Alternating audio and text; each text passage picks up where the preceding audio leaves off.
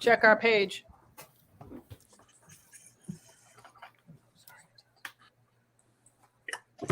We are live. What is something that you'll get a lot of hate for if you say it out loud? Integration was not the answer. Quite frankly, I think integration was one of the worst things to happen to the Black community. Just being real. Because it wasn't even true integration, it was just desegregation. Wasn't the same thing. Integration should have been dismantling both the Black and white structures and creating a new structure, integrating two different things into one. Instead, what really happened was they just took down the whites only signs and just put us in their spaces. Not the same thing. And quite frankly, you know, racism and violence aside, segregation didn't sound that bad. Because the idea of an all-Black school, all-Black pool, all-Black movie theater, all-Black restaurants, that doesn't sound bad to me. I truly believe the fight was more so for equality of resources, but I don't think we was trying to sit with y'all to sing Kumbaya, but that's just me.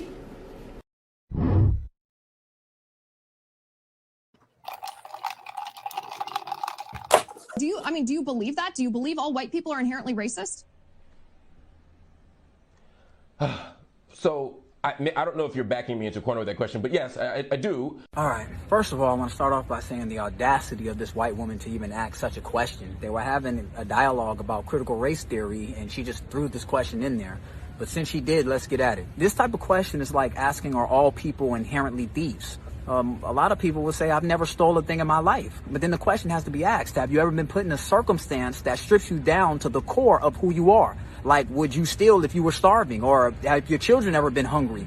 Your answers change based off of things like that. Well, the legacy of white supremacy has created a world that white people don't have to be racist in today. This is why it's so crazy when you run into somebody who actually is racist. It's like, you guys won and got away with everything. What are you mad about? What are you tripping about? Follow the language. Wherever you find their language, you will most likely find the most brutal forms of rape, torture, murder, pedophilia, slavery, deception, etc. How many Africans do you have speaking French, but they're not from France? Go all through South America, you'll run into black, brown, and red people who are speaking Spanish and they're not from Spain. Ask the Congolese people what happened when they came into contact with the white folks coming out of Belgium. Over 10 to 15 million of them murdered, mutilated, killed, children's body parts being hung up in the middle of the streets to make an example of who's in power there. Go to Brazil and see original people speaking Portuguese, but they're not from Portugal. Ask the Aborigines what happened when they came into contact with white folks in Australia. Hell, I'm speaking English right now, and ask the African and the Native Americans what happened when we came into contact with the English. Go to Bermuda and watch the Queen of England on their money,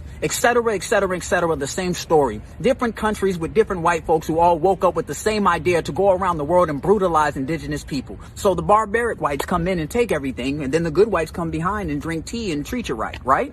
Maybe you don't have to show inherent racism because you inherited a legacy of racism that affords you the privilege to not have to be racist. Yeah, it's easy to be nice when 91% of nuclear warheads is owned by Russia and America. How we all act when Africa is a superpower with weapons of mass destruction like every other independent nation? Because ain't nothing more dangerous or racist than a scared white person. Could you trust a nigga with a trigger?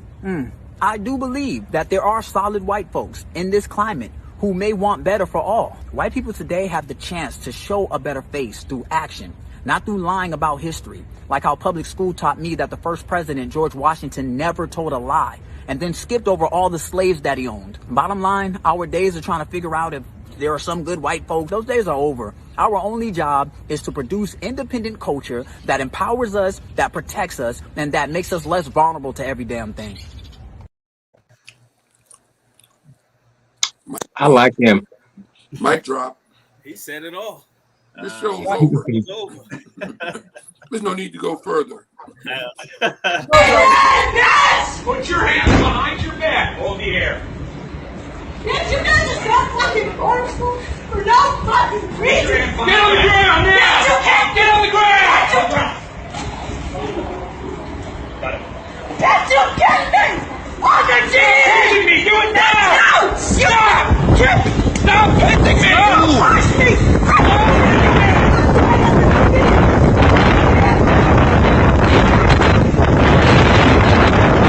That's my eye! Take me! Put your hands behind your back! Do it now! Put your hands behind your back! Get your hands behind your back! Do it now! Put your hands behind your back! Do it now!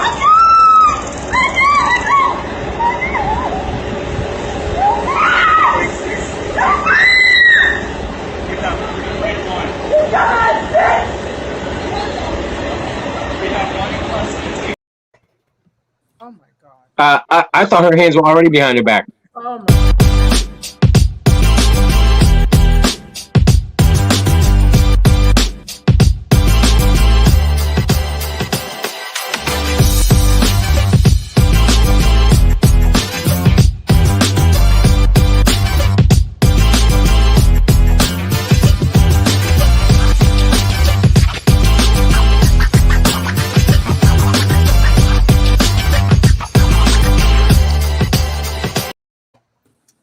All right. Whoa. That last video, I needed a trigger warning for that. Oof. that made my heart. I saw that today, and I felt I had to show that because we are talking about integration versus segregation, and I wasn't here for all the Jim Crow stuff, so I'm going to lean on you guys to really, educate me. As much as I've read and stuff, I still need to learn more, but that's similar to what I saw in the 50s and 60s. That's similar to the stuff that I saw. So let's talk a little bit about that last video. I mean, there's two cops, one woman, right? And you have to knee her in the side of her. You know what I mean? Like, really? Yeah. Knee her, tase her, Yeah. punch her, and put your hands behind her back when one guy was holding her hands behind her back. So Desi, I'm going to go to you first. I know we're talking about today, folks. The topic is integration versus segregation. Did integration really help Black people, or did it hinder us? Was it an advantage or disadvantage to integration versus segregation? But we're going to talk a little bit about the last video we just saw. Desi, you want to go first, and then you can go into integration. Yeah, that last video, I try to not even watch videos like that anymore because I know the story. I've seen it so much, and it feels like it's traumatizing me more and more. When we're faced with specifically police, we don't know what to do because if we totally comply, we could still end up,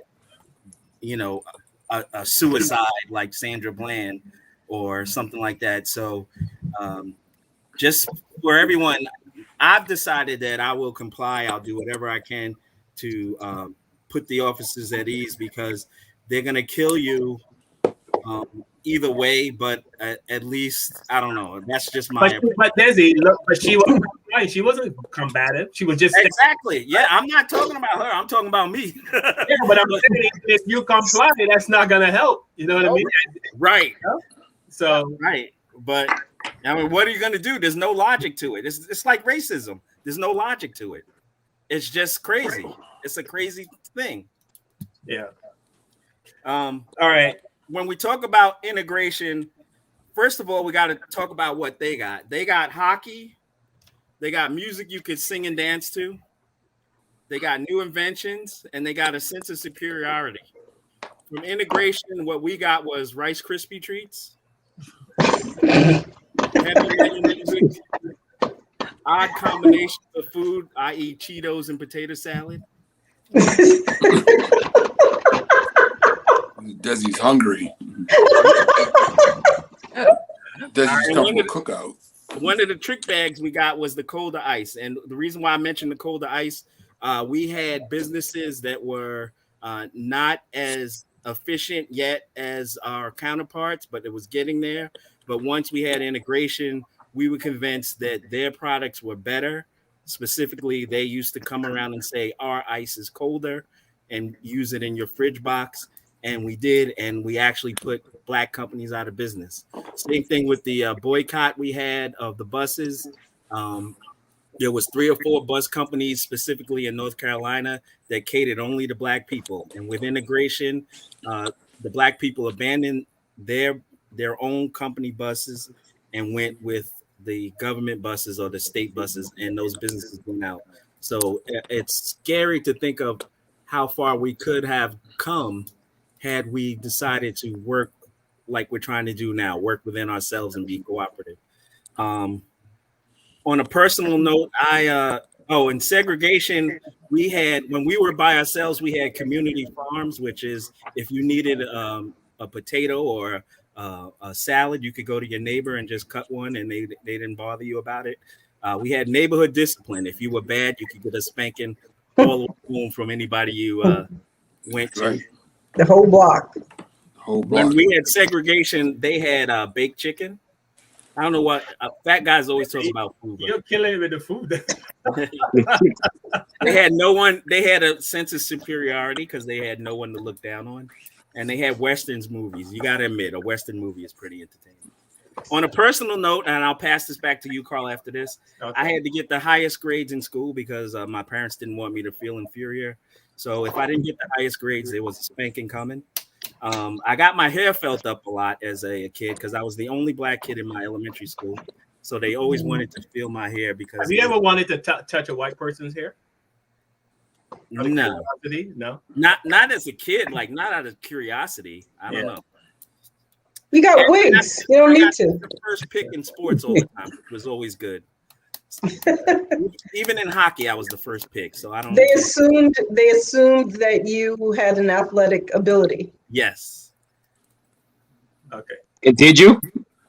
Yeah, I did. I was lucky. I did. Fill the dream. Keep dream of hope alive. Wow. All right, that's it. That's yeah. I'm gonna be conscious. I want everybody to get a chance. I can jump in after everyone's talk, but I just okay. I'm gonna preach. I'm gonna come to you next, and just in case I pass out, I got stung by some hornets today. Ooh. Oh, yeah, I was Where? in my neck, my fingers are swollen, my back. Yeah. So if you see me pass out, I'm not being funny. Did you take any Benadryl? I haven't yet. Somebody told me I needed to, but I haven't. Yeah, Benadryl. Well, you probably should, just in case you haven't found out that you're alert. No. I just say in case you find out you're allergic. These were black hornets too, so I was very. Oh, you know them black hornets. I know. So more black on black crime. So yeah, so preach segregation versus integration. As you saw in the video, the girl said that segregation was better for us because we had our own stuff, you know. But and that, I see some truth in that. She's figured that once we integrated, it didn't go so well for us. But you can your own twist on it, or what was your observation? Michelle Hansen, hey, what's up? Yeah, Michelle, I got stung by some hornets. Michelle was asking what happened. Yeah, so with the integration versus segregation, see, when we were segregated, we had a lot of our own stuff. Like baseball. See, it's my Negro League baseball cap. And Negro League was very vibrant league where all the blacks were playing baseball and stuff, because they wouldn't let us join them. And then when they started letting blacks into the major leagues, the Negro Leagues suddenly became less important. They became less, viewed. They became less people going, and they just fizzled out. So we lost our own league. We lost our own. And that happened on a lot of levels, like Desi mentioned, with the ice. Did we lose? Did we lose the league, or did black people leave the league to go because they felt the white league was better? I mean, yeah, that's what I'm saying. We lost it because they were running to the white league, saying, "Oh, now we can play with them. Let's all go here. Let's go watch their games. Let's see our black players at their games." And the Negro League crumbled. So we gave it up. So black people gave up their league. Black people gave it up because for some reason, they felt the white league was better, or the white league, or the newly integrated league was better for some reason. So we have to take responsibility for that. Well, that's what I said. We stopped stopped supporting our own. We stopped supporting our own, or they wanted to support their own at the white league. So, if there's a black player now in the white league, they're going to go watch him and say, "Oh, we're going to support him in the white league to show him that he needs to be there." Yeah, okay, you should do that, but you shouldn't have abandoned your own league either. Okay, and as far as the segregation, was that? it was all about losing our economic power. That was really what it is. Because we could that still too. go and see them play, but the money was no longer going into the Black folks at pockets. the Negro leagues. It was going to the major leagues then. So they got Exactly. the money instead of right. All right, go ahead. Right. And as far as the segregation, you know, separate but equal never happened. It was never equal, and that was part of it. They wanted it to be equal. They never said, "Hey, we want to be with you. We want the same thing you're getting. If you're getting 50, we want 50. Don't take 50 and give me 15." Okay, and that's what was happening when they talk about, you know, they had black fountains and white fountains, but the black fountain is lower. It's dirty. It's not the same water supply. Okay, so that's not the same. That's not equal. The schools, they didn't get books that were up to date. Some of them didn't even get books, you know. So when they started segregation in Boston in 1974, Judge Arthur Garrity authorized busing in Boston. He's like, okay, all the white kids, you're going to get bused to the black schools, and black kids are going to get bused to white schools. And they were furious. I'm talking about whites who are stoning buses with children in it. Okay, that's how furious they were, because they knew that it was different. They knew they had it better, and they didn't want their children going to a substandard school. So where was the separate but equal? If it was separate but equal, then you should have said, yeah, go ahead, send my kid to the black school. It wouldn't have bothered you. But you knew it wasn't the same, okay? And that's why they became so enraged.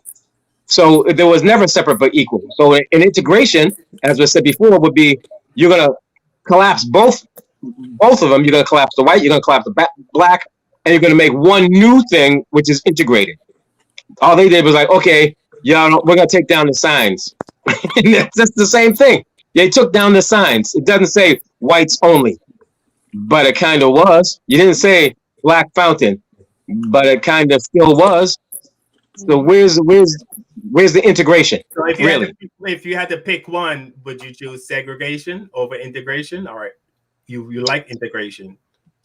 There never has been. I'm saying there never has been an integration. There's been a collapse of segregation. Okay, they like I said, they took down the signs, but they never truly integrated. They never truly integrated. I don't think so. Okay. All right. I'm going to show a video, then I'm going to go to Kevin. And this video is interesting to me because I don't quite understand what these people are trying to get at here. But maybe you guys can help me. The supermarket giant is adding tags to their products, such as black-owned. Everyone who actually loves their neighbor, who actually cares, they worked so hard to get rid of this, and now you've invited it back in. This is segregation. You understand that, right? Blacks over here, whites over there. Wake up. Think about it.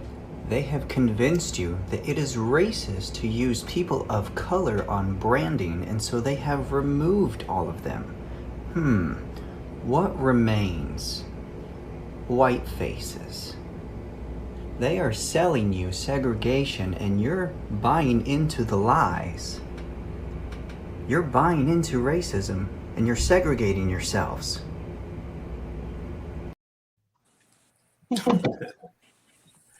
All right, Kev, your thoughts on segregation, and if you want to talk about that video, I guess the last guy was saying that I mean, it's a waste of time trying to explain racism to white people like that guy. You know what I mean? So go ahead, Kev. Oh man. All right, how you guys doing? Anyway, so right. I think us integrating with the white people, and it's hard for me to say, man, you know, but I think it was bad for us. I think we lost a lot, you know. I think that, as I said in our meeting the other night, that I think that black teachers, you know, back in the early days would have taught our kids better, you know.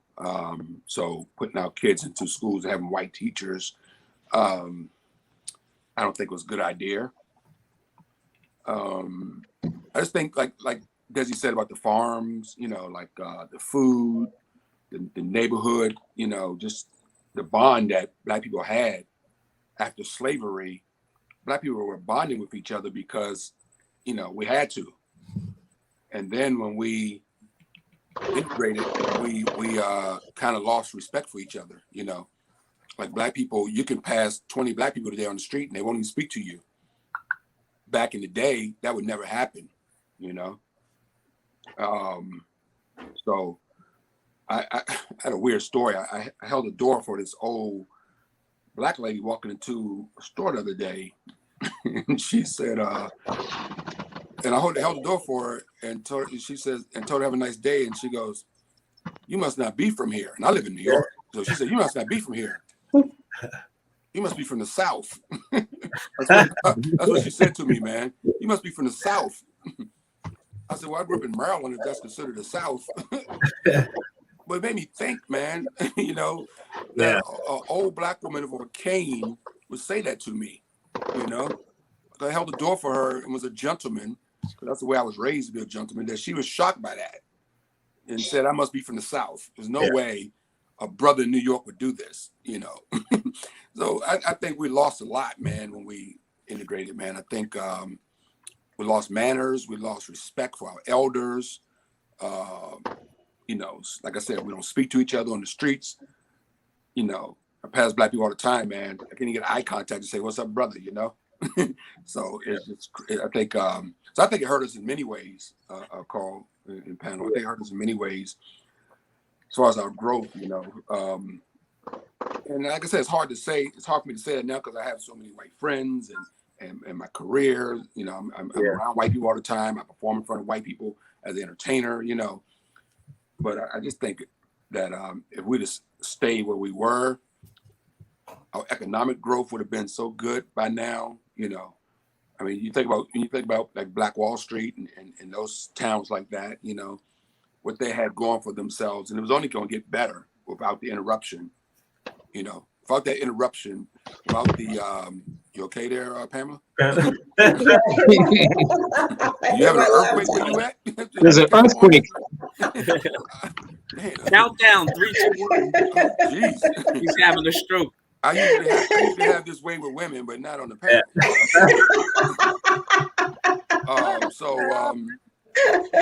Yeah, man, I think that we can't go back. I don't think we can go back. First of all, we're not strong enough to go back.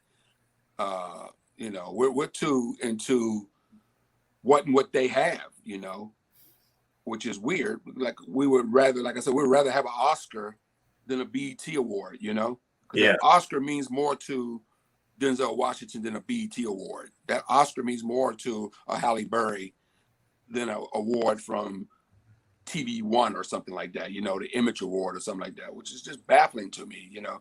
You want to be admired by your own people, I would think, you know. Yeah. So I would think that, you know, having your name on the billboard at the Apollo Theater would mean more than, you know, having your name at the Kennedy Center, but it's not really that way, you know. Yeah, I mean, we seem to be the only group of people, and Pam, I'm going to come to you next. We seem to be the only group of people that care what other people think about us.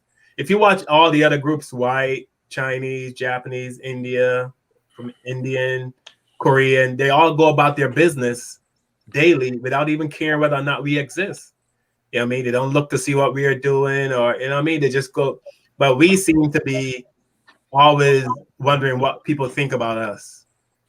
Well, we want to be accepted, you know, because we were basically, and I hate to go back to that because I know you cringe when I bring up that slavery thing, Carl, but it goes back to that again, bro. You know, it goes back to that slavery thing where we wanted to be accepted, you know, and we spent 400 years trying to be accepted by people, and we're not accepted. Like Preach said, he took the signs down, but just because you took the signs down, we all know when we walk in, we're all entertainers. I mean, most of it, I mean, we're comedian. I'm a professional comedian. I know when I walk into a club, a comedy club, and I'm not famous, but I walk into a comedy club, the people that don't know I'm a headliner look at me like I'm crazy, you know, most of the times. You ever go into a hotel or a venue and you get that look, you know, that look I'm talking about, you know, you get when you walk in, And then when you get off stage, they're all over you, you know, like, wow. When Yeah. I walked in this motherfucker, y'all was looking at me like I was crazy. Yeah.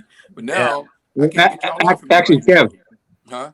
it's a little different sometimes because you know when you walk into a town or drive into a town and you're at the gas station and they know you're the entertainer because there's no black people in that town. I've been in that position many times.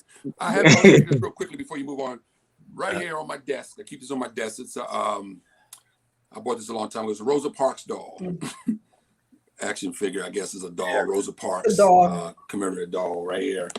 And I love this thing. Keep it in my office, man. But what she did was brave and amazing. But you know, now the more and more I think about it, maybe it should have been done. Because we fought for so much for that, to get on the bus with the white people and sit with the white people on that bus. And like somebody said earlier, we ruined our own black bus company, you know, just so we could get on their bus. We took down our own black bus company, you know. So I think we've been fighting forever just to belong, you know, and we don't have to do that because in a sense we're better, you know. Real quickly, you mentioned the baseball. We were better baseball players. We had higher numbers, higher attendance in most cases with the Negro League, but we were so desperate to go play with the white guys when we were the shit, basically, bluntly put. Yeah. You know, we didn't have to go play with them. We were better. Do you think we really wanted to be so much with the white people, or we just wanted to be treated equally? You know what I mean? That's a good point. Yeah, I don't think it's so much that Desi just put a finger up. Go ahead, Des. I think we were so conditioned that white is great and white is the greatest of all time that we never had any kind of group psychological help to deal with what we were coming out of and what we were going through. We didn't understand the nature of the people that oppressed us, and so we're still figuring it out now. That's why we're on this show, because we're trying to figure out what we need to do to go forward. I think we understand who we are, and we understand who they are or what they show us, and now we need to go forward. But it took us some time to get here. A perfect example is we are writing the show. Me and Tanya and Preach, we meet every Friday, and we're writing the show. And you know, in my head, when we're all done and we have it scripted out and we have a screenplay written out, in my head, I'm thinking we're presenting this to a white person, and that is, you know what I mean? Like, and it's not true. There's so many black avenues out there that can look at our show, like it, and put it on. But in my head, I'm always thinking, okay, we got to present this to some white people, and are they gonna like it? And I got to get that out of my head. Right. And you know, so that I'm just, you know, reiterating what you're saying is that that conditioning call comes from all angles. I saw a meme the other day, real quickly. I saw a meme. You may have seen it on it's a meme of it shows a picture of a white shark, a great white shark, and then has a picture of a killer whale, which is black, and it says the killer whale black. The great white shark is called the great white. You know. Yeah. And everybody knows Wow. killer whale is the perhaps most amazing creature in the ocean. Smart, smart and everything. But they you can't train a shark to jump through a hoop. Orca. And eat sharks. A great white shark couldn't even compete with a black killer whale shark. You know, they're not even on the same stratosphere. But that meme just says it all right there about that conditioning, bro. They won't even get that black killer whale even a whale. They want to get the black whale the respect it deserves. You know, that's how bad it is. Because this killer whale, the black whale, is the most amazing creature in the ocean. But they demeaned it, and that meme just demeaned that shark, you know, and say, hey, the great white shark. Great white is not even white; it's gray. Go ahead, Desi, and then we're gonna come to just one quick point, and that's the fear of critical race theory. In theory, is that we're gonna start looking at all this stuff and figuring out all the tricks that they put into it, and disseminating it and making disassembling it and breaking it down. Facts. Okay, Pam, you saw the video I showed the guy. I guess that guy in that video, he was trying to say that I guess they're putting black owned on products. And the guy that came on after was saying that's segregation. Yeah. And racist. That's poison. So, so, some people can be so simplistic. Yeah. And and it's kind of like economics, right? When you study economics, you can make the same numbers say any story you want it to say. And, for him not to understand that the folks that they used and the message that it implied was racist in itself is amazing. That he now thinks, oh, well, now you're really going to be segregated. No, because none of that money from Aunt Jemima, Uncle Ben's and stuff was coming to us unless some of us have the stock. Yeah. I mean, and the fact that he didn't see that there was a problem with Land O'Lakes using an image of what they assumed was a Native American with a feather sticking out of his head is very telling. They have never had to really deal with these things. It's never been. How come white people don't have baseball teams like the Cincinnati Rednecks or the Baltimore Honkies? If it's nothing about the name, right? Why don't they use their own derogatory name? Now, Carl. Right? Their claim is There's just no name. need to go there, Carl. Come on, the Baltimore Honkies. That's funny, man. I mean, if there's nothing to the name, right?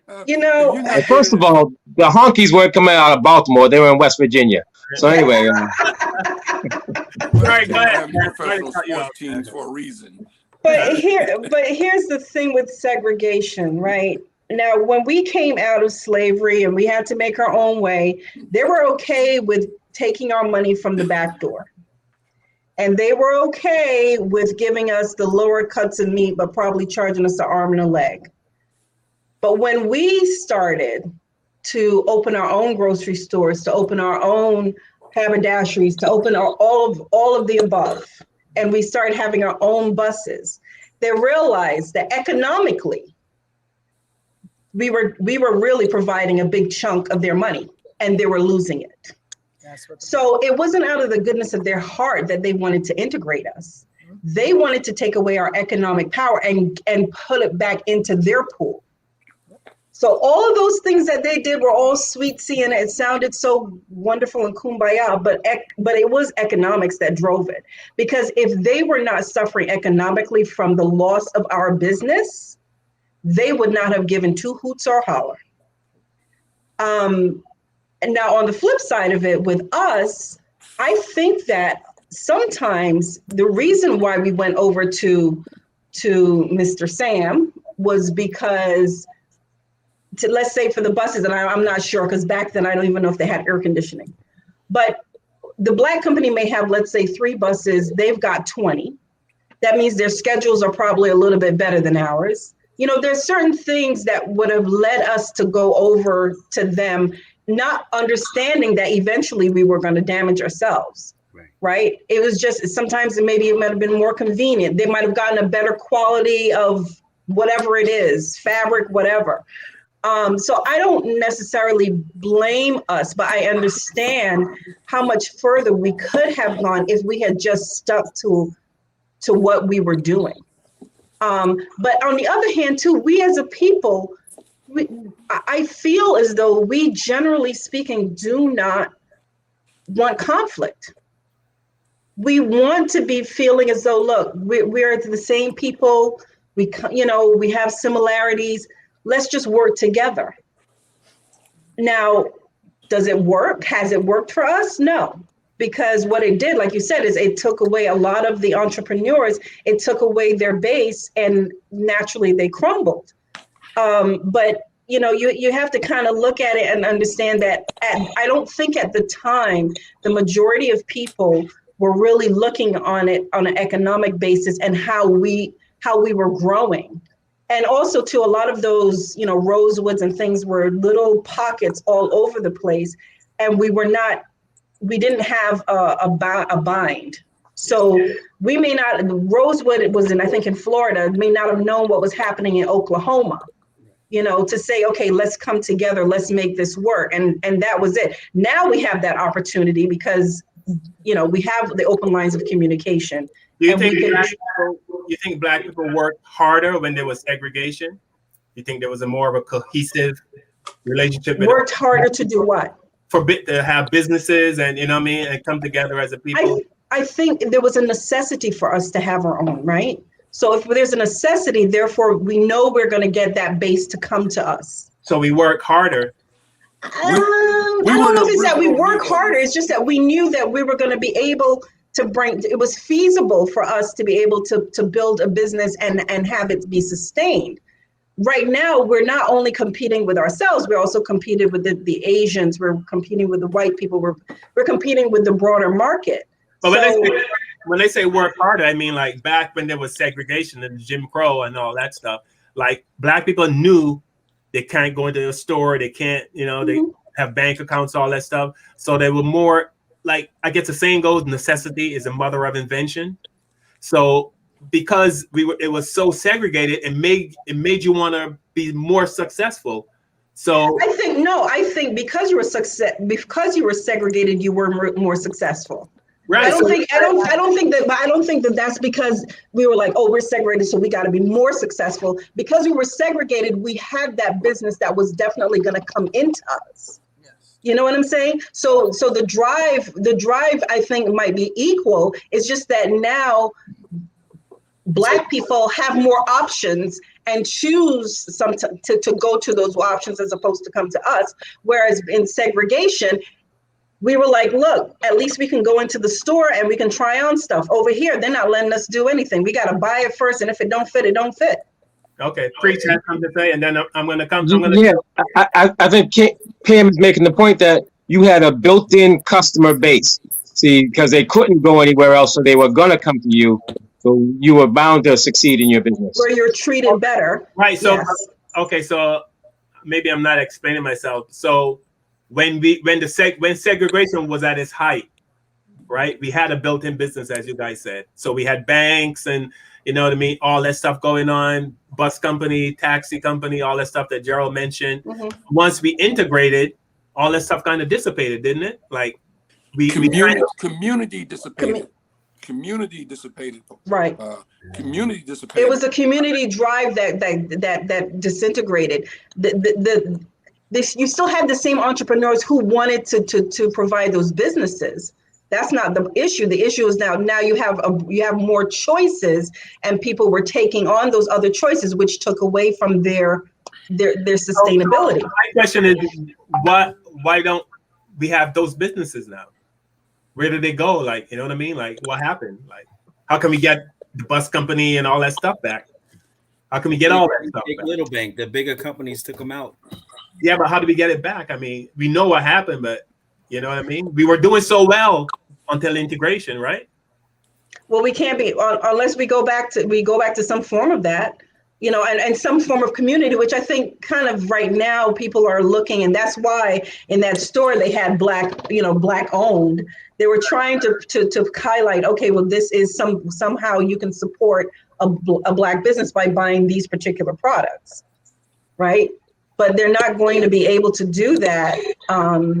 It's the larger, the more competition you have, the broader the competition you have, the harder it is to sustain. So my only issue with what you said, Carl, was did they work harder then? Right. I think entrepreneurs work hard, period. It's not about when it was happening. They work hard, period. It's just maybe work harder was a poor choice of words, but I really meant was because of segregation, it made Black people want to succeed more. I mean, we've all heard when you're Black, you got to work twice as hard to get, you know what I mean, to get the same as white people. You have to work, much harder. So back then, because of segregation, you know what I mean, the Black people were more inclined to, you know what I mean? Yeah, we had the same mentality. We had the same mentality that, we see a lot of this Spanish people have when they come here now. how they work so hard, and you know. And you can say the same for African people from Africa. Africans too, yeah. But I think that's a misconception. I don't see that as one.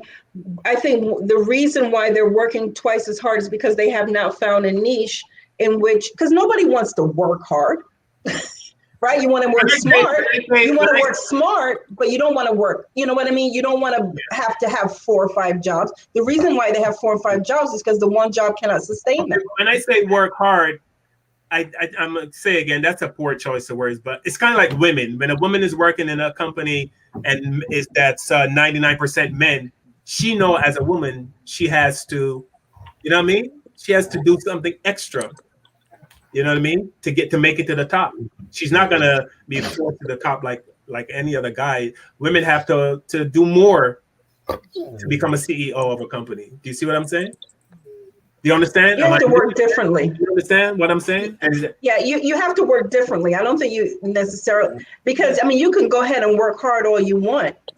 If you don't find out what the game is and learn how to effectively play it, you can work your fingers to the bone and you will get nowhere.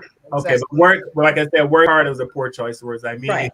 to do things differently. Like I know I have to do things differently. Like Kevin and I talk about when we do a show, a preach or a Desi, we know we have to be twice as funny as the white comics.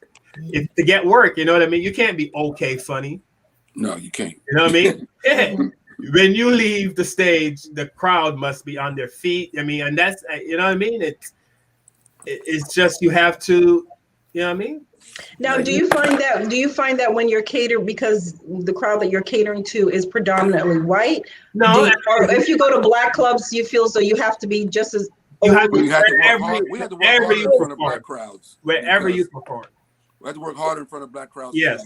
You know, you have to work harder. I've been on all urban shows. Yeah. I've been on all urban shows where a white boy would come in and do what we call a guest spot in the industry. Mhm. So you have a white comic come on, and you'll see it on Show Them at the Apollo. To be blunt, you'll see a white comic come out, Gary Owens, and he'll get more respect than a black comic. Yes, because a white, same with a white singer. Let a white singer come out and be halfway good. A black guy or a black singer don't have that luxury of being halfway good on the Apollo. He's gonna get booed. You got to kill it for being on a scale of 1 to 10. He can be a 6 or 7. He's gonna get booed. But that same white person could be a 7 on the Apollo, and they'll get a pass. Yeah. Yeah. All right. I'm gonna show a video. It's kind of funny. Then Tanya, Tanya. I always keep saying Tanya. Cooper in the house. Coop is in the house, and then Coop, I'm gonna come to you. Name something that white people do that other racists think is weird. Protest for dead animals, but not people. Not scrub their legs in the shower. Putting raisins in shit they don't belong in. Think Jesus is white? Pretend unfettered capitalism is good for them? Call their parents by their first name. Join the KKK? Appropriate other cultures. Get really fucking sensitive when anybody calls them out on anything. Country music. Let the cats on the counter. Eat peanut butter off a spoon. Eat cottage cheese. Deep fry cauliflower. What the fuck is that? Be all up in everyone's business all the time. Their sisters. Tell people born in America to go back where they came from. Like Donald Trump. Let the kids throw a fit out in public. Put costumes on animals. Explain someone's culture to them. Revise history. Own Confederate anything. Ask for a manager. Wear their outside shoes in the house. Hold up a picture of a dead fish on a dating app. Have 11 categories of towels. Take guns to church. Ooh, guns. Dial 911. Act like they're superior with no supporting evidence. Run up the stairs in a horror movie. All right, just to add a little bit of humor.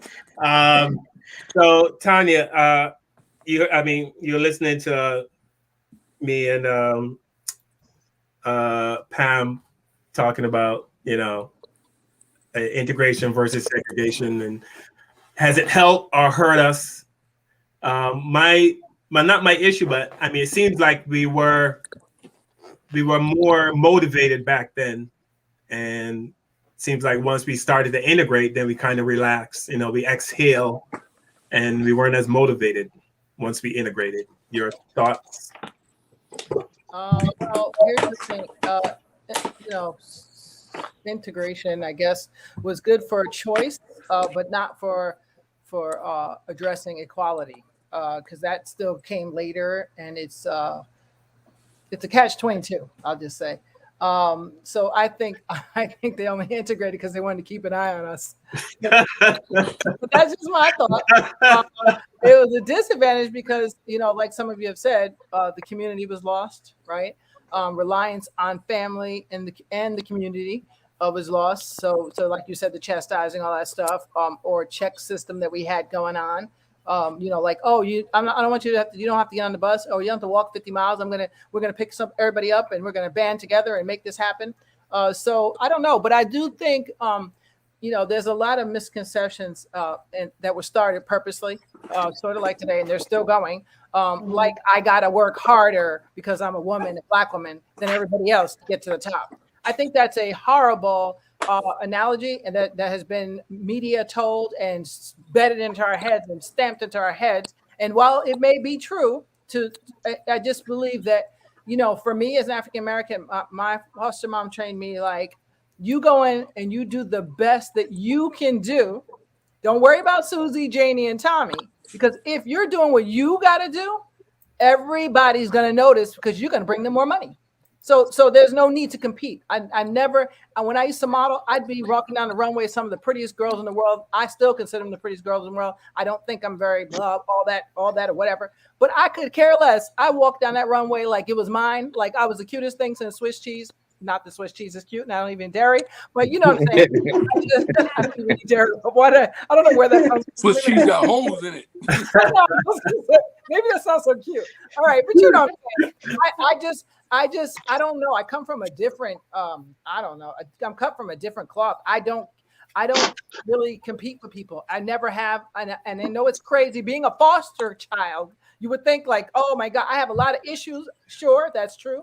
But one of them, thank you, Jesus Lord, is that I never have been a competitive person. And I played all the sports. So while I'm playing hockey or basketball, and I was center forward, and I played this and volleyball, and I was the thing back then, whatever. I was never saying, oh my God, I got to beat this team because they're I love playing ball. I love playing volleyball. I love rollerblade. I love what I was doing. And I know that if I do it well, everybody was sweating me, saying, oh, you want to be center forward? Oh, you want to do it? You want it now? I'm the only one Black girl on the team. You want me up in here now? So see what I'm saying? I peeped it, but I didn't care. And I wish we would get more adapt in an attitude more of, I'm not in competition with nobody, first of all, because it's like, I think God made us each individually and so fantastic that I can't compete with Desi. What am I going to do with Desi? What am I going to say to you, Carl? What can I compete with? What? You have your own individual greatness that I cannot mess with under no circumstances. Kevin, Pamela, there's nothing I can do for that. Oh, what a beautiful dog. I can't even because he's so gorgeous. But you know what I'm saying? Like, I just think that we have to first get rid of that narrative. For me, I don't know. I train my kids like we don't do competition. I've been in the Miss America pageants and all those things, but I still don't see myself as competing. Like I don't care what you do. I'm doing what I do over here because if I do it well, everybody's going to be on my side anyway. Right. That's how, even when I worked in corporations, I never felt like, oh my gosh, I'm never going to get to the glass ceiling. And I probably never would between you and I mean, things is kind of shady. I know they're shady, but I don't care because I'm only doing what I can do for me. That's it. Because everything else will stress me out and make me feel less than. You know what I'm saying? And that's what I'm saying. I think that's where a lot of Black people, not all, but just some, have actually gotten just tired. And this happens with when anybody puts pressure on you. You know what I'm saying? If we all six of us tell one of us to do something and one of us don't do it and everything else is popular for everybody else and it's working, how's that person going to feel? Oh, I might as well get on this bandwagon. So I feel like when we integrate it, some people may not have wanted to and may not have been strong enough to say, no, I'm keeping my thing the way it is. And then to have the neighbors who are Black to say, no, we're going to still keep this. Thank you, but no, thanks. We're good. Sometimes you just get weak. You get strong. There's people back in the 1930s when redlining and all that stuff happened in Minneapolis who was like, no, I'm keeping my house. I don't care if they had wording for buying your house. Like, I can't explain it in great detail, but watch the documentary on redlining in Minneapolis. It was crazy. The FHA, it was just crazy. But they actually, it was wording so that black people, you could not sell to or have any black Jews, Chinese, and some other group. I forgot what other group, but Mongolian. They had like Moors. They had specific wording, and you could not do it. And if you did, they could actually sue you, which is crazy. I mean, like, there was so much stuff going on. That man there was one man who stood his ground and was like, I'm not moving. But then they really got violent toward his family, killed his dog. So he was like, all right, fine. And he gave in. But that's the tired that black people and any people that's being oppressed gets. You get tired. You get tired. Like right now, I'm tired of all this, race talk and all this stuff. But guess what? I got to keep the fight going, because if I don't, people just think they're going to let it slide. And then that's how we get back to the same place we was 20 years ago. So I understand we have to be vigilant, but I just wish that we would change that dialogue, because it's not gonna get us anywhere. And if we keep telling ourselves that, well, I gotta fight harder than everybody else. I don't. If I go on stage, I'm doing me. If you don't like it, I guess I won't be back. You know what I'm saying? And no one's gonna die for that, right? That's how I feel about anything. Segregation. So this guy with the vegetables, the video you played, when in the vegetables. Now, here's the thing about that, okay? When he put black on, I'm not going into any store that has black on and purchasing it for one reason. I'm afraid you might be poisoning me. I'm just saying. Like, I don't know if you know, but I've been into like some really hood areas, as they would call them. And I went to go buy vegetables, and I was like, what, you got roaches crawling on your vegetables? I'm just saying, like, there's certain things that I would feel like a Proud Boy could do stuff and you won't even know it now because it's right there. It's in your face. So I personally would rather go online to places that I know are black stores and black places, and then I'll go get my stuff. But if I see something, I'll be like, oh, I don't know if I trust it, because then people be putting that sign there and we don't really know. So that's for me. But I just don't want anybody setting me up. So I'm funny about stuff like that. Anyway, last thing. So here's the other piece. We're between a rock and a hard place as African Americans, because it's like, they had the slavery. They brought us over here. Some of us were here as Native Americans. Some of us here as more. So that's fine. But they brought us over here, right? Changed our whole mindset and beat us into submission. Did all this stuff, and then let us go, but then didn't give us any rights, right? And then then we get these civil rights that ain't really civil, and then it looks good, but it really isn't good. There's stuff on the books now that still deters us from getting a better interest rate than a white person, still to this day. So where do we fit in? Because they stay plain if we stay as a community, or if we go and buy their stuff, they're still going to find a reason to complain. And that's to me the part that's saddening, is like, and that's why I just don't subscribe to people's do this and that's what's going on, because they're going to drive me crazy. Quite frankly, they're going to drive us all crazy if we go here. No, you want us to. No, if I see that I can support somebody, I do it, because that's what I want to do. I'd like to see it more. I'd like to see more African American teachers teaching our kids. I want to see that. So if I can support that, you darn real. I'm 100 in, but I'm not going to drive myself crazy over it. And because guess what? Tomorrow, as soon as we go back and make ourselves another tool cell, they'll come up. Why y'all? Like the guy in the video. Oh, y'all racist. Why? I mean, and it's so stupid for him to say that. I just can't even believe, like, the things people say on TikTok are just unbelievable to me. Like, honey, you need to get at least a second grade education. At least. I'm just saying. At least a second grade. I can work with second grade, but when you have none, it's like, oh, they got like marbles in their brains or something. So. But you know what, Tanya? That guy on TikTok, there's millions of people that think like him. Yes. And guess what? Some of our neighbors, they might be our neighbors, Yep. And the people that you work with, might be our congressmen. I know. I already know. At one point, it was our president. Yeah. Yes. Yes, they got the "We support police" signs on their lawn, so that's how I know when George Floyd got killed. So that's how I know right away. Thank you. You showed me who you are. I believe you. Mm-hmm. Yep, I see a lot of those. We support our police signs. Yeah. I think part of it. You support the police. We always support the police. All right, I'm gonna go to Desi because he's got to go in a few minutes. He's got to do his daddy thing. Desi, but And I'm not even like kidding with this, but what are some examples of once we integrated, what did they allow Black people to do? Did we move from the front of the bus to from the back of the bus to the front? Is that what are examples of integration? You mean like straight direct examples? Like yeah, yeah. Well, they took out the Black only water fountain. When it came to restaurants, you used to have to go to the back. You couldn't sit in the restaurant. You could order, but you had to leave. So it was restaurants. It was shopping, buying clothes. You could try on clothes. Trying on clothes. There's definitely a business type integration. Like the government will withhold or will tax you if you don't have a percentage of Black people working, equal opportunity. So but everything that they give us, it seems everything that is negotiated seems like an open, honest attempt, but there's always 2 or 3 hidden things behind it that actually makes it worse or reinforces white supremacy. And it's just like, here's a perfect example. When the 1965 we had the Civil Rights Act, it was for minorities, and we just assumed that we were the minority. And then as soon as that law came in, white businessmen put the business in their wife's name. That's right. Female minority, and That's that right. happens in everything across the board. So that's why we've getting more and more specific.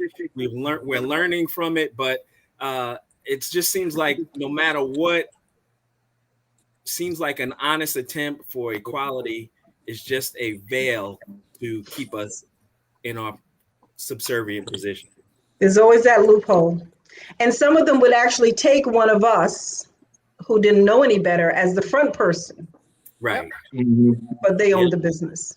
Yep. We call that the decadent veil, where it's just like, if you look at Oprah Winfrey, everyone thinks if Oprah can do it, we all can do it. But she is specifically assigned that position. Yes, she's qualified. Yes, she's very good. But she is allowed to ascend to such a high level so that the rest of us can be held down at a much lower level. Wow, that's pretty interesting. So, I mean, but I understand what you're saying, because if you look at entertainment, they kind of only allow like one Black person to be, you know what I mean? Like, but that's what I was saying about Bill Cosby with that whole sex thing. That's what I was saying to you guys about, he was allowed to be up there and he was not touched because he served a purpose. Once his purpose was no longer necessary, that's when everything started to fall. Similar. Yeah. I mean, yeah, but he wasn't like huge. Like, you can, like, if you check out like comedians, like first it was Bill. I mean, you went through Richard Pryor, then after Richard Pryor came Eddie Murphy, and then after Eddie Murphy, Chris Rock.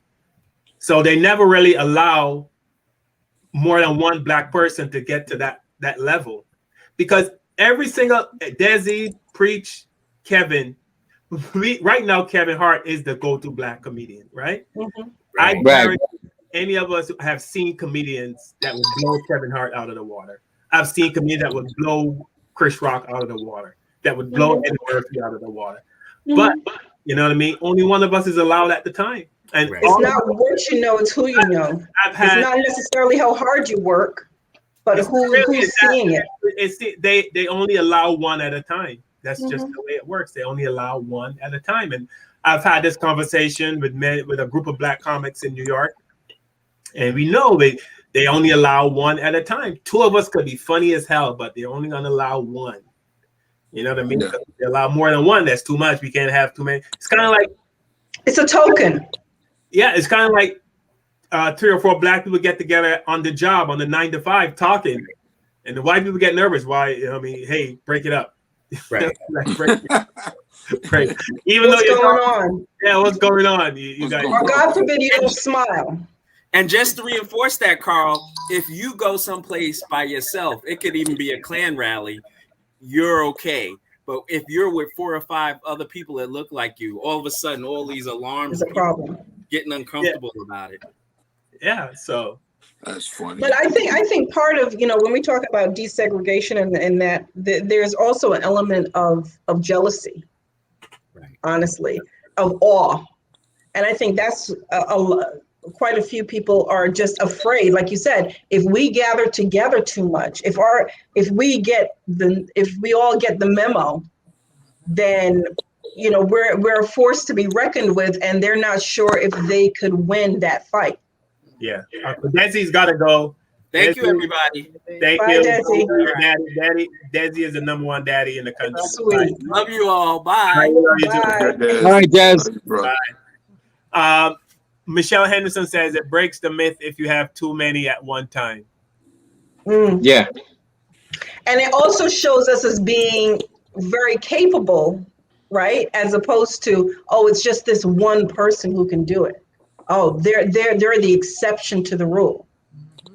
And you can't have that rule being changed up. They allow it in when it comes to our audiences, though. Like, we can have a tour, for example, like the Kings of Comedy tour, which had several high profile comedians on it, but they were only drawing black audiences. Kings of Comedy tour wasn't catered to a white audience, so broader base, urban based audience. So they allowed that, but they would never have those 4 or 3 comedians on a tour if they catered to an all-white audience, just about. Oh, no, that would never happen. No, that would never happen. They would have to put on a white boy or something. They'll have Steve Harvey host it, but then have white headliners or something on it. They wouldn't have all 3 or 4 black comedians headlining a tour that just brought in all white audiences. They won't allow that. Like Carl said, they allow one at a time. You see Denzel Washington, they're hot, and then you see Samuel Jackson was hot, and then you'll see Wesley Snipes at one point was hot. And who's calling those shots? And all these guys, but they're not all hot at the same time. Right. Lawrence Fishburne had his moment in the sun. All these guys had their moments in the sun. Like Kevin Hart and Dave Chappelle are hot at the same time, but they also have a different audience. And Dave Chappelle's independent too. Dave Chappelle doesn't work for Hollywood; he works for Dave Chappelle. Dave Chappelle doesn't have no. He changed the script on him. He has no endorsements. He has no sitcom. He has nothing but Dave Chappelle Enterprise. He works for Dave Chappelle. He has no master. Yeah, he's his own master. You're absolutely right. And he has his own audience that comes out and support him. So he don't need them to do shit for him. But Kevin Hart is in that system where he is the one right now that, the white man's going, you the one that's getting all the damn movies right now. So here's the question with Dave Chappelle. I mean, he's clearly making the money. He's got the power. He's got, what it takes. And it seems as though he is bringing along a select few with him. I saw a couple of clips where he was, there were other comedians he would bring them up on stage and he would, kind of give them that exposure as well. Do you think he's going to be doing something to kind of break that, that good old boys network and create his own? I doubt it. That's the thing. Yeah. Well, that's the. I say that with an interesting thing that's happening right now, because I may be performing for Dave Chappelle soon. So, and I'll leave it at that. So let's not damage any of your chances. He's probably not watching. He might be watching. You never know. Dave's a sneaky dude, man. Dave will be watching under alias name, So, so yeah, he's that type of guy. He'll be tuning into this show. You won't even know he's watching because he'll be a little side eye. He'll be Bill Joseph or somebody. So, but no, seriously, I don't see the new breed of comedians actually taking that route, Pamela. I mean, the days of, Eddie Murphy and Robert Townsend and Keenan Wayans are responsible for a lot of celebrity comics that we all know today, because they gave breaks to a lot of those guys, But today's comedians are very selfish and they're all by YouTube too, for their own. So a lot of guys aren't coming back grabbing guys, they're like going, hey, let's go and bring our group of guys up and let's do this. Keenan brought up those guys. Robert Townsend brought up a bunch of guys with him in the pack and stuff like that. Because conceivably Dave Chappelle could do a tour of up and coming folks and have them be highly successful, right? Yeah, of course. Well, of course he can. He's We were just talking about community, and Yeah. that could have been, But I think that's something that's lost though with the new generation. You know, I think, like I said earlier, community is gone. Once community is gone, Pamela. For example, I grew up poor, but I didn't know I was poor. You know what I'm saying? I grew up in an all-black community, and we didn't know we was poor as dirt because we had so much fun. Because my next door neighbor was my aunt, even though she wasn't my biological aunt, she was my aunt.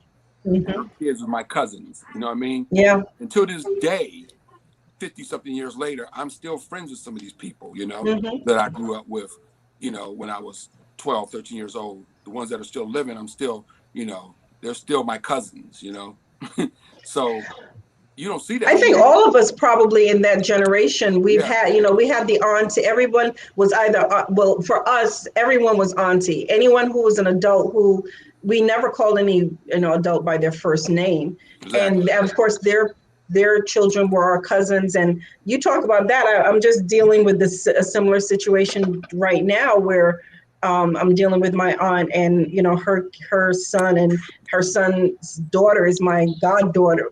So, like we talk about sense of community. I think also the other issue, with us as far as the segregation thing is that we are losing because we're spreading ourselves out so far. The people that we grew up with in childhood are not necessarily the people that we are surrounded by, going through our 20s and 30s, and clearly not, by the time you're in your 50s. And, I look at my son and he doesn't even know some of the people that I still consider to be so important from back then. I'll talk to him about it. He's like, who's that? I'm like, and I blame myself because, but again, when you're stretched out, I have a brother in China. No, he's in Australia. But now, I have one sister in California. My brother is in Barbados. We're so far apart that we don't get to make those tight bonds anymore. And then people move a lot. Yeah, and I want to go to also, as far as like integration goes, and I know Kevin and preaching probably Desi, he's my hair has been in this situation, but when you're in the entertainment, like comedy, acting, whatever, and you get into certain circles, they don't say it verbally, but it's kind of insinuated that now you're with us. You know what I mean? You're with us. You don't need them. Cliquish. Yeah. Very cliquish. Yeah. Very cliquish. You can we all know. I think I speak for everybody that's a comedian on here. We know famous people. That, I could go down a list of famous people. I pulled out a phone book the other day that I found in an old box, and I got people's telephone numbers in there that are now big celebrities, And I was like, damn. Actually, I used to call Chris Tucker before there was cell phones. Yeah. I used to call so and so before there was a cell phone around. I had what's called telephone number, And now they're rich and famous. I can't call them or email them because I don't have none of those numbers, So, community's everything, man. Real quick story about Biz Marquis, who we just lost. Biz, I used to be neighbors with Biz. Biz lived 3 doors down from me for about 2.5 years. And I used to see Biz every day coming. He had a black Hummer, and he'd come in and he'd park his truck in 3 days down. You know what? I always wanted to go over to him and talk to him and say, yo, Biz, Kevin Lee, man, from Def Comedy Jam. Because I was on Def Comedy Jam. I'll go over and introduce myself, right? Yeah. And but I never did. I never went over and said that. Now I hear all these stories since he passed of what a down-to-earth, sweet, nice human being he was and what a great person he was. And I regret that I didn't go over and speak to him, man. I think we forget that people who are in the limelight are human beings or who are just normal people. But see, most of those multimillionaires were dirt poor too. Yeah, but see, I understand that. Yeah. But me being sort of in the limelight because I've been on a lot of TV shows, and I know how entertainers are when they get big. When they get there, was not that guy, but I've been with everybody. I've been around Martin Lawrence, I've been around Boys II Men, and I've been around Dave Chappelle, and I told Wanda Sykes, who's another person who's down to earth as hell. Wanda's just a regular cool person. And I've been all over the country with Wanda, you know, but I've been around so many celebrities, Sinbad, you know. I mean, I've been around everybody, you know, that you can think of. Bernie Mac, I toured with Bernie Mac with the Def Comedy Jam tour, you know, and Bill Bellamy, all those guys. I was on tour with them. So those guys are cool, you know, they're still cool. I'm still cool with some of them, you know, but I'm just saying some guys, when they become celebrities, Pam, they lose it. They just lose it, you know. They forget. They forget, and they become this person. So the persona. They become this person, and I was like, you know, so now I'm hearing all these stories about what a sweet human being Biz was. I was like, damn, I could have went over and rapped to him. And we're neighbors, 3 years straight. Yeah.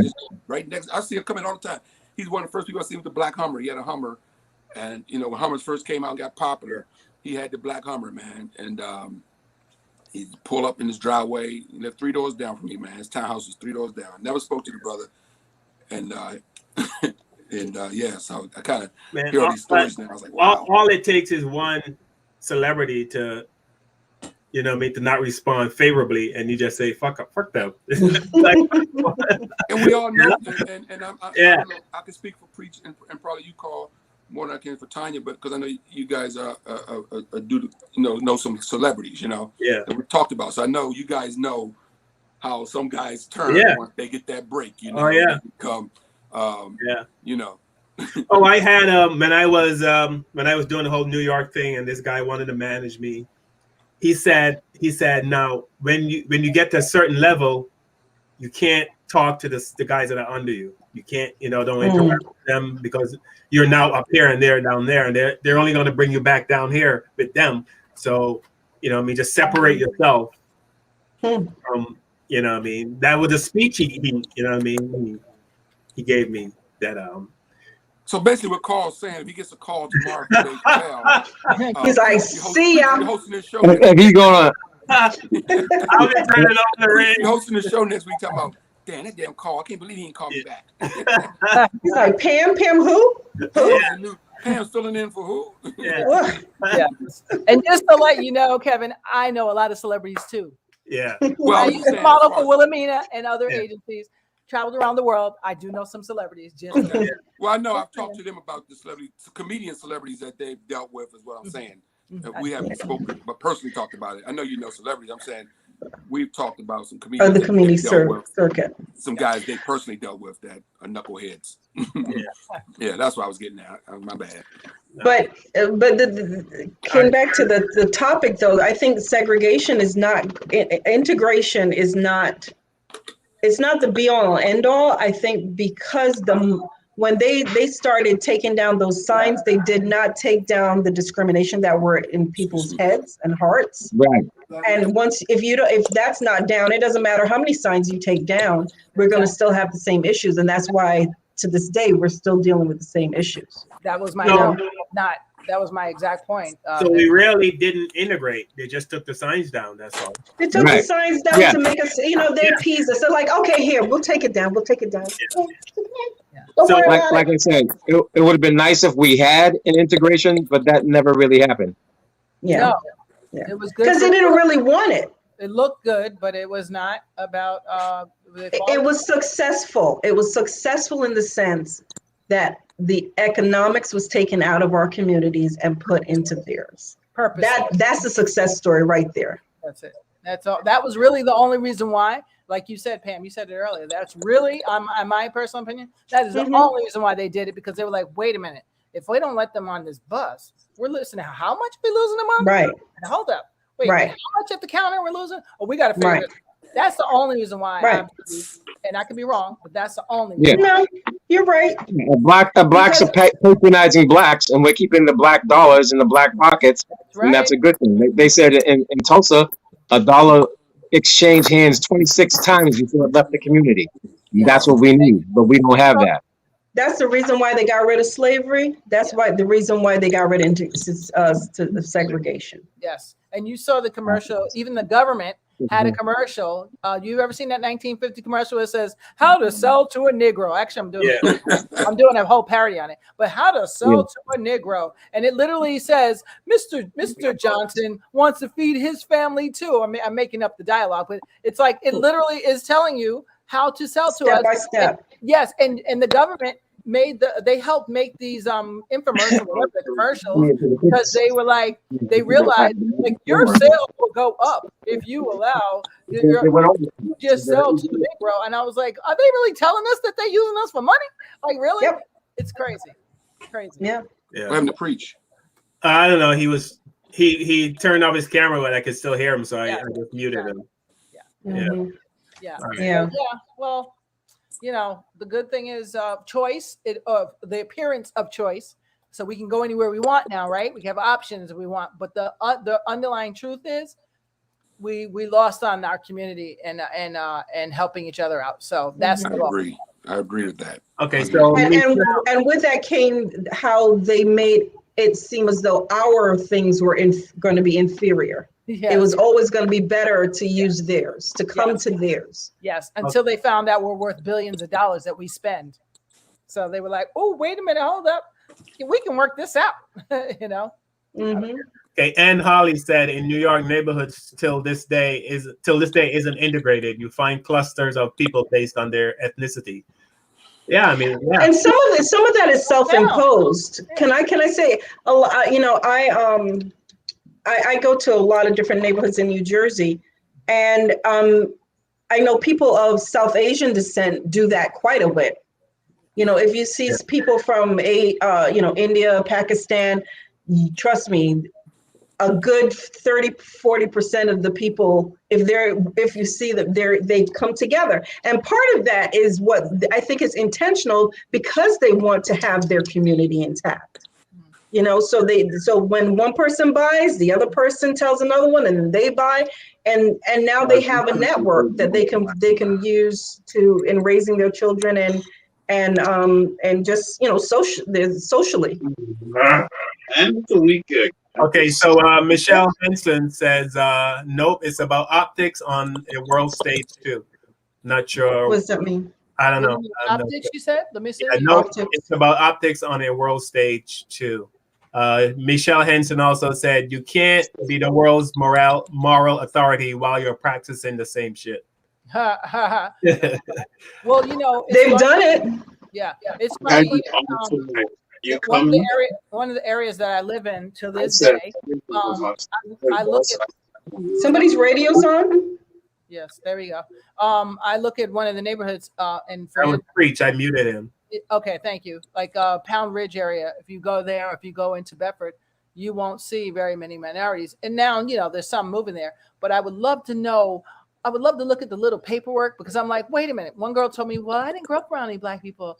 And I was like, because your parents didn't want you to. And because even if you don't live in the same neighborhood, like they didn't take you out and expose you to different things. Like you never been to the Schomburg. What's up with that? But that always annoys me though, because I mean, like I always say to you guys, you can drop any of us off on any island in anywhere in the world, and we would just make friends. Right?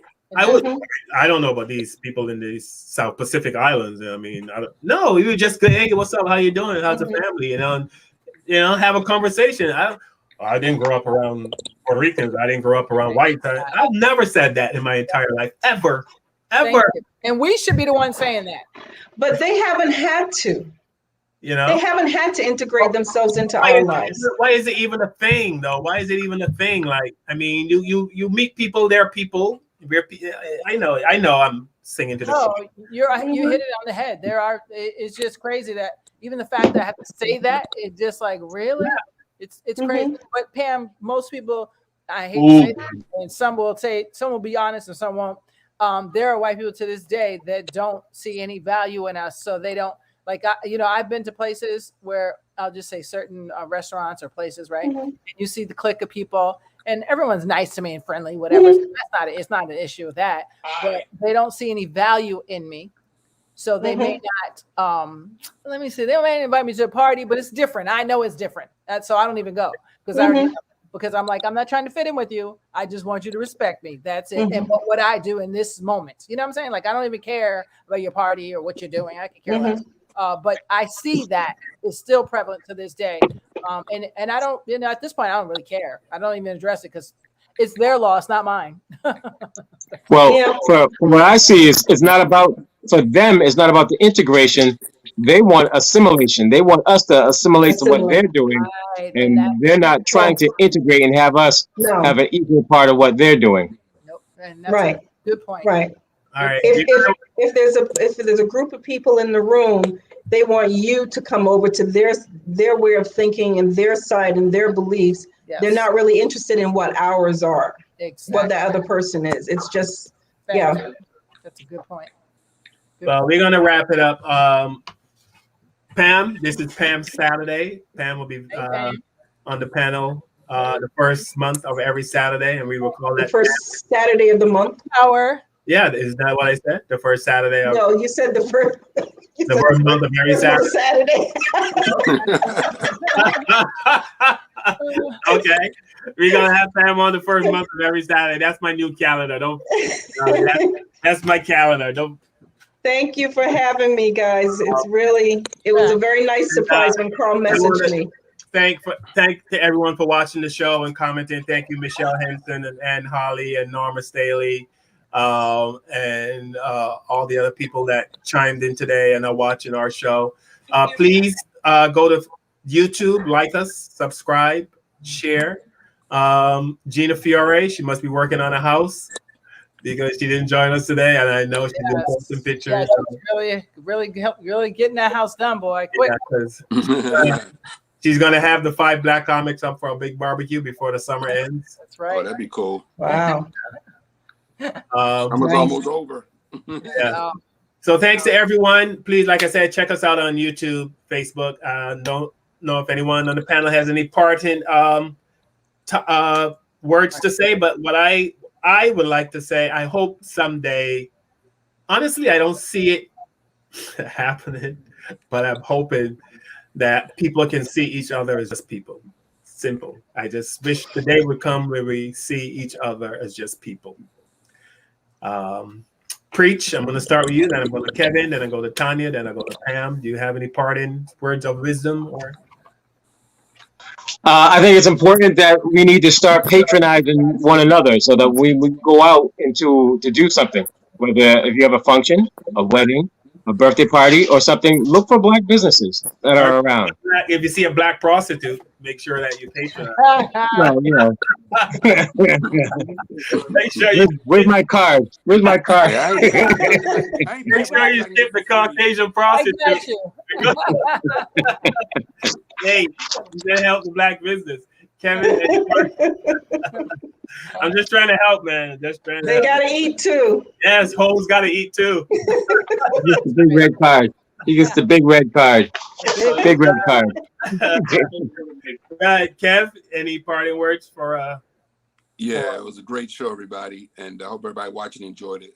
And everybody on the panel had some great points, but it's too late to go back.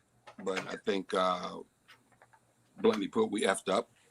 You know, I think, you know, but we're at the point of no return now. America is what it is, and we just got to find a way to keep navigating through it. And that video you showed, man, with the police, man, was very disturbing. Yeah, I can't get that out of my head, and I think we need to talk more about that on another show. Yeah. Because I don't know what we do to stop that, but that's the America we live in, you know. And these guys that put on these uniforms are white supremacists. They're undercover racists, and they just put on these blue uniforms and they go out and they abuse the black community. And to see them do that to a woman is even more disturbing. It's a woman of color, man, just being beat down like that. she was what is so she was just standing there. You seen the video start, she's just standing there, the other cops holding her, and that other cop just came up and just, you know what I mean, they threw her to the ground. Her. Malcolm X had a statement about, you tell a lot about a community by the way they allow people to treat their women. So I don't know who would have got shot first, but that cop should. That cop should have got it. They should have got their ass whipped.